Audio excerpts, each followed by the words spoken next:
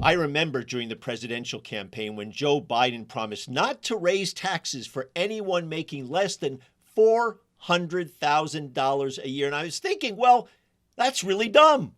Why should someone making, say, $250,000, which puts them in the 1%, not pay higher taxes?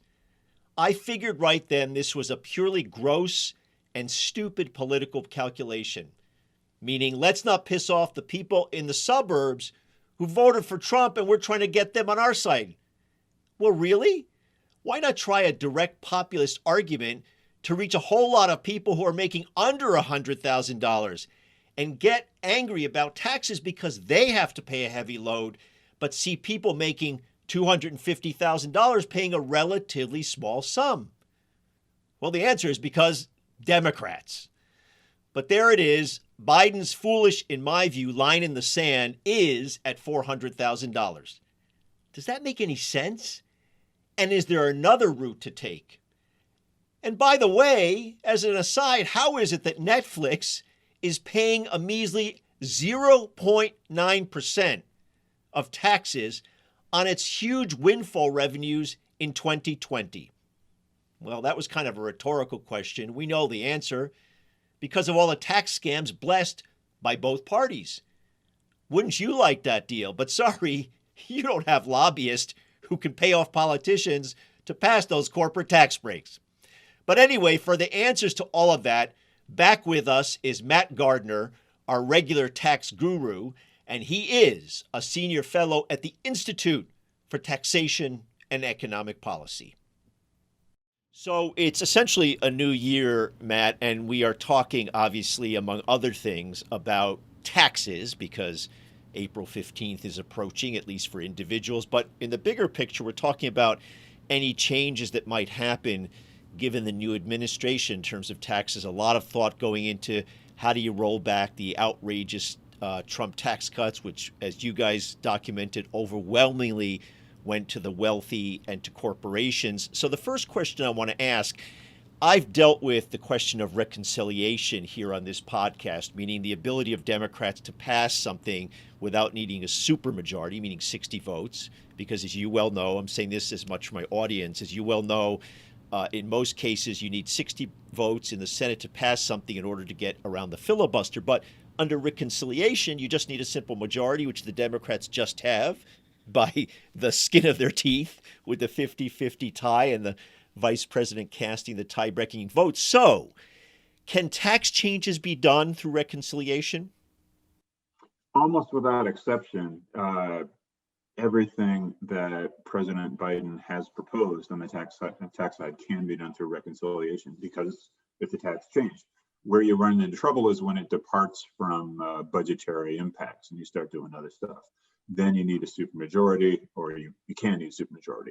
But the only thing that might fall afoul of this in Biden's tax plan would be he's got a proposal to hike the Social Security payroll tax on those earning over $400,000 a year. And because that money would go into Social Security, that could present problems for reconciliation. But every other element of his plan could be done through reconciliation, which, as you mentioned, is a very good thing because it's probably the only way it's going to happen. And let's be clear for my audience, under the Byrd rule, which was pushed through by then Robert Byrd, anything that touches Social Security cannot be done through reconciliation. So presumably that would have to be either stripped out of the tax bill that Biden would propose, or he'd have to run the risk of trying to get 60 votes, which is almost assuredly not going to happen when you're talking about hiking the Social Security tax. But so let's go to your proposal that you've come up with at the Institute for Taxation and Economic Policy. It's called the High Income Tax, HIT, cleverly, with a good acronym. And one of the main things you argue in this proposal is not that anything is presumably bad in the outlines of Biden's tax proposals, as far as we know what those are at this point. It's just it would be simpler. So maybe explain why you think what Biden is proposing, at least what we know about his tax proposals, is potentially complicated. Sure. So Biden has announced with varying amounts of sophistication, and a lot of this is just campaign pledges, half a dozen different mechanisms that he would use to pare back specific tax breaks that now exist, many of which were introduced or expanded as part of the Trump tax cuts. So if your income is over 400,000 in his plan, he wouldn't let people deduct claim the deduction for pass-through income. The thing Congress and President Trump have misleadingly described as the small business deduction. He'd say if you're over 400,000, you can't get that. If you're over 400,000, Biden would undo the cuts in the top income tax rates that Trump pushed through. Again, that 400,000, he would bring back a limit on itemized deductions that used to exist before Trump. And if you're over $1 million of income, President Biden proposes to take away the special lower tax rates for capital gains that have now existed for since the Clinton administration, and it got expanded during President George Bush's administration. So it's a lot of provisions, each of which on their own could offer implementation challenges, right? If you draw a $400,000 line in the sand with some of these provisions, it can be hard to implement. And then you have this interaction between them that potentially could lead to a lot of unforeseen consequences. And our thought was, well, if you're going to work within these broad guidelines, we need to raise a bunch of money. We know that folks over 400,000, that's the pledge. That's what he said consistently. So that's what you have to work with. Whether it's a good idea is another question, but you have to work with that. And we know that there are a bunch of new tax breaks that got introduced that are making our already pretty flat tax system even more regressive, even more geared toward the benefits of the top 1%. There has to be a more straightforward way of doing that. And so what we've proposed in this high income tax is essentially to strengthen a thing that used to exist in the tax code called the alternative minimum tax. The idea was that you have this regular income tax with comparatively high rates, which offers a whole lot of tax breaks. Let's have a backstop tax behind it that imposes a lower set of tax rates on a much broader tax base, something like all income. Yeah. And that's what this does. The idea is that we're going to have the regular tax, which does what it does and leave these tax breaks in place, but we'll have an alternative high income tax applicable only to people, again, because this is the pledge, only to people whose incomes exceed $400,000 a year, which is a 39.6% tax on AGI, that is adjusted gross income. Yeah. Adjusted gross income. So, go ahead. I was just going to ask, why this magical number of 400,000? Now, I know Biden proposed it, but I'm thinking as a regular person who's out there, what's wrong with raising taxes on people at 250,000 for Christ's sakes, or 200,000? I mean, that's a lot of money still to make. If you look at the average taxpayer, the working class person, the person making $50,000 a year, I don't get what the magic is on 400,000. Is there some magic deal here, or is it a political number? I think it's largely a political number, and I know it's something that came out of the stew of Biden's campaign agenda, working with his campaign advisors.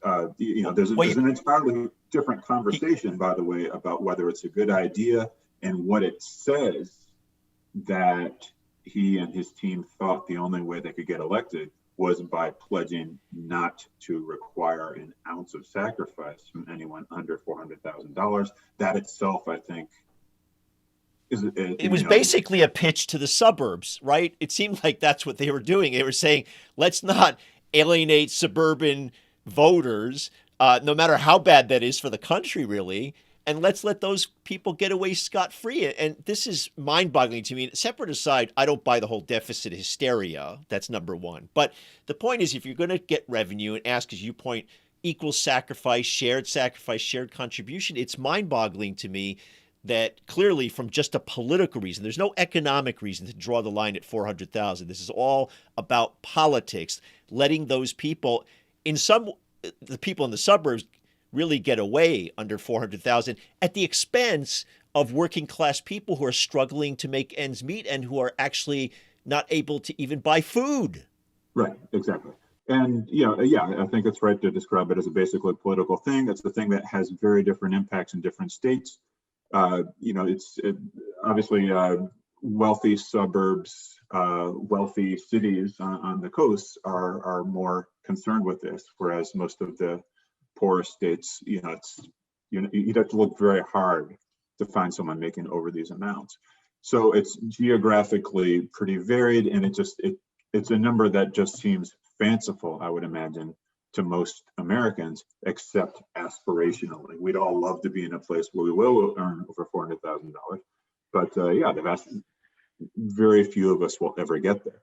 And it rules out a tremendous amount of stuff. You heard last week where Pete Buttigieg, in his hearings to become a member of the cabinet, floated the idea of a gas tax hike, sorely needed as part of the broader suite of things we could do. Our gas tax has been declining for the last quarter century. Transportation funding is in a desperate way.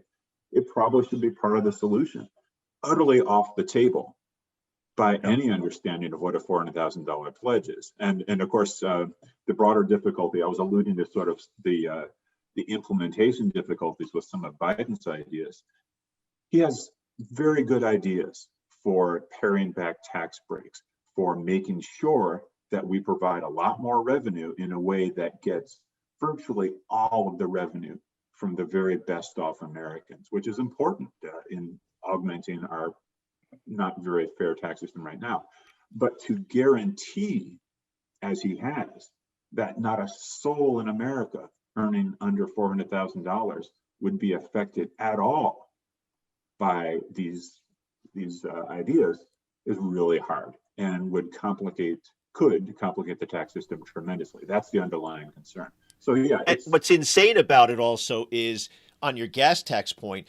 I actually support the idea of raising it, but a reasonable argument could be made that the gas tax actually hits working class people hardest because they have no choice often to fill up their car to get to work, versus, again, just comparing it to letting suburbanites get away under 400,000 from paying their fair share. If you just sort of balance both forces, you just think, again, the gas tax, again, off the table because people will oppose it. I think it's not a bad idea frankly, for climate change reasons as much as for revenue producing reasons. But that's going to hit people, the working class people, proportionally harder than someone having to pay $250K higher taxes. Anyway, we could spend a whole show just on that kind of craziness. But let's just quickly go back to the details of your high income tax. So what's your guess about,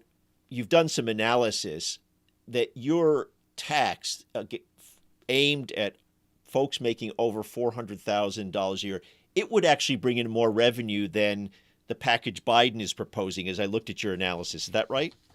That's exactly right. Our estimate is that the components of the Biden personal income tax plan we looked at, the ones we're trying to replace here, could raise $130, $140 billion a year in, say, 2022, if implemented, by then.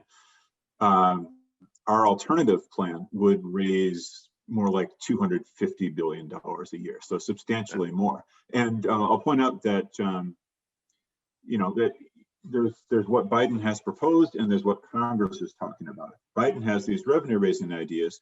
Congress hasn't really.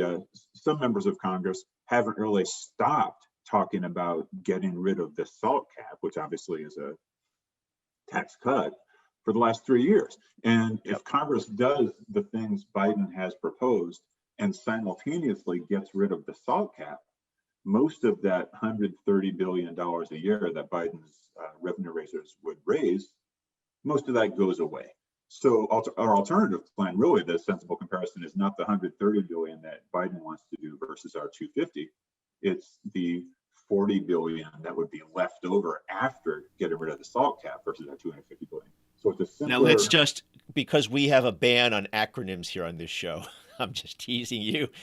Tell in 30 seconds, remind our audience what the SALT tax is.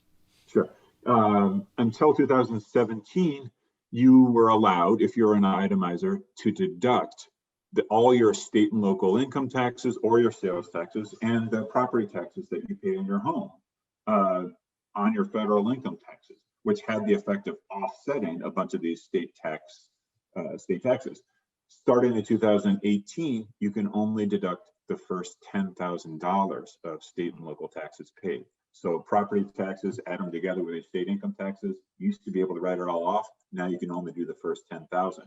This is a tax break that it was a tax break that in its unlimited form was most beneficial to really well-off people, but it was also most beneficial to people who live in higher tax states, especially those on the East and West Coast, New York, New Jersey, Connecticut, California. And since that $10,000 cap went into place, we've seen two things happening. One, governors in New York, New Jersey, California, elected officials in those states pointing out that those states were disproportionately affected and arguing that Congress did this, cap the SALT deduction just to screw over the blue states. And that may or may not be the case, but certainly that's the effect. The primary losers from limiting the state and local income tax deduction, the so-called SALT deduction, are wealthy people living in blue states. But so in doing your calculations, you're kind of surmising that because of the unpopularity of that SALT cap, the cap on being able to deduct your local and state taxes, that's going to go away and be repealed. And it might even get bipartisan support, for all we know, from senators, for example, in other states who are actually Republicans. So you're trying to do at least a mental calculation that the revenue that would come from your HIT tax, the high income tax, would get even more revenue compared to what Biden is proposing. Yeah, that's exactly right. And of course, we know this is desperately important at this time because even before the Trump tax cuts went into effect, we were already facing long-term fiscal shortfalls, as you know. Wishful thinking notwithstanding, the tax cuts appear not to have even slightly paid for themselves, which means that the whole budget is even bigger. Yeah. I'm shocked.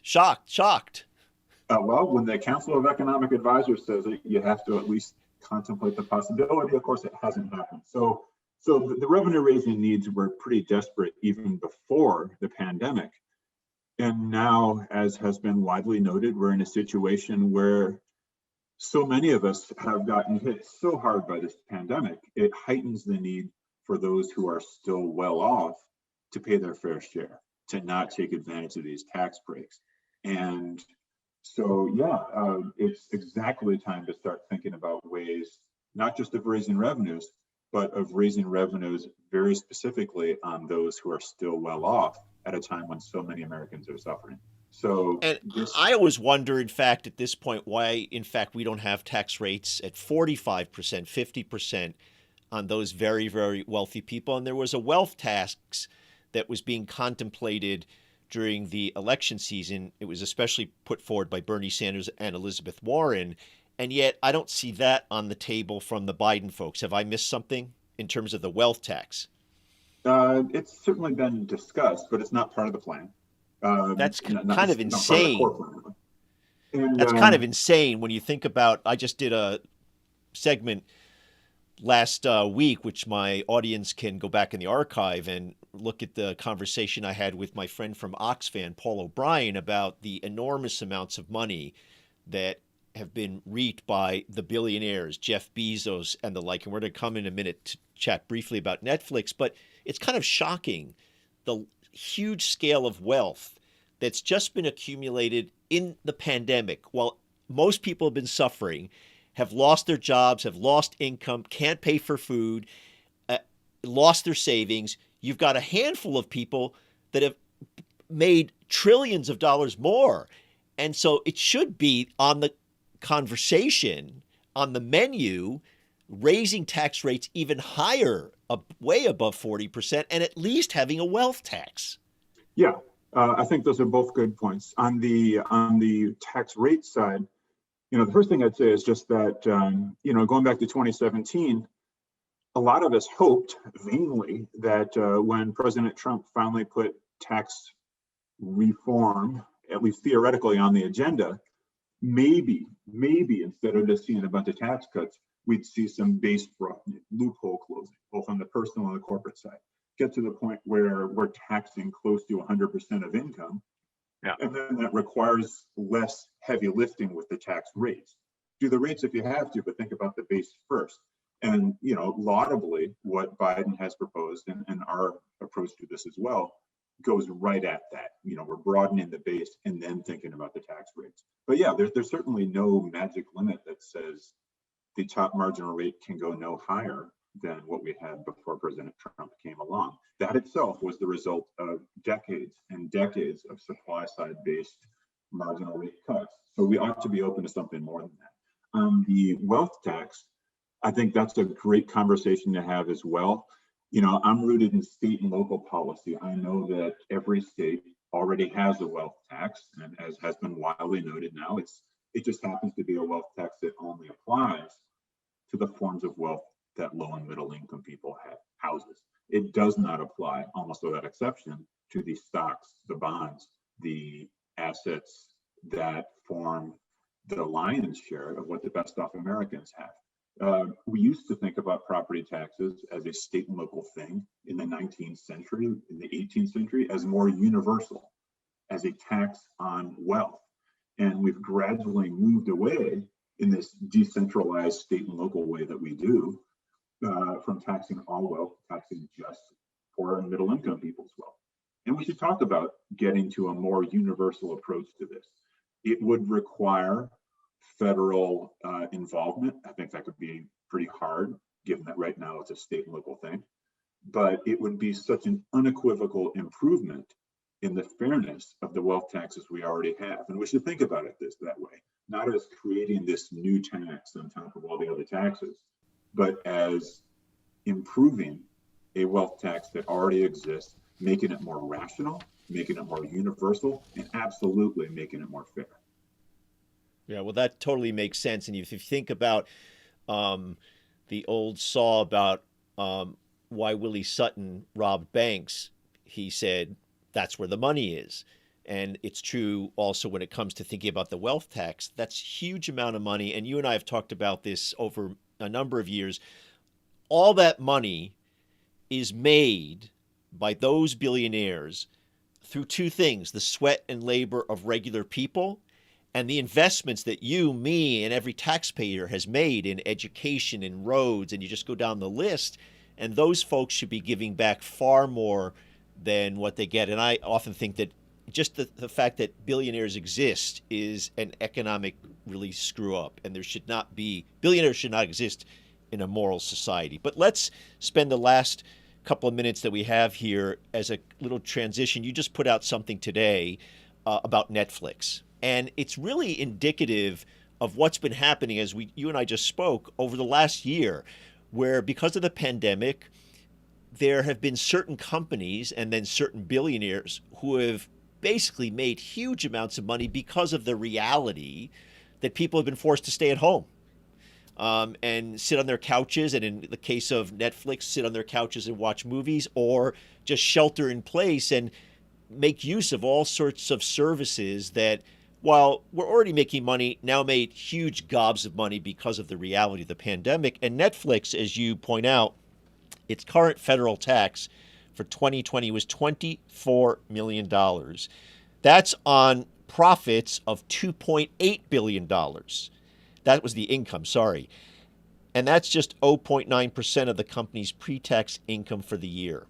And the particular thing that got to me in reading your analysis of how they escape paying essentially any taxes. I mean, $24 million on $2.8 billion in pre-tax income is essentially not paying taxes. But the one that always gets to me, and they're not alone in this, is the deductions for stock options.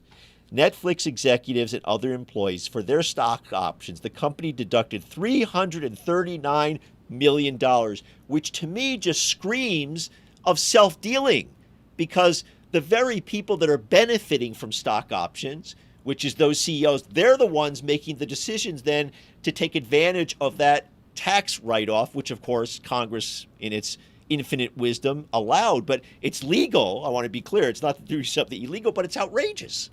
Yeah, that's right. And, this isn't a new story. Stock options, accelerated depreciation, the R&D tax credit. Apparently Netflix is doing some sort of important research that requires federal subsidies. Those three things explain pretty much every dime of the tax avoidance Netflix is doing this year.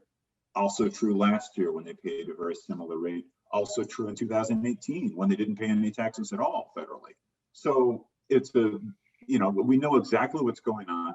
We know that it's perfectly legal. We know that it is tax breaks that Congress has either looked at and said, we're going to leave it alone, or in the case of depreciation, has actually made it a lot bigger in the last couple of years.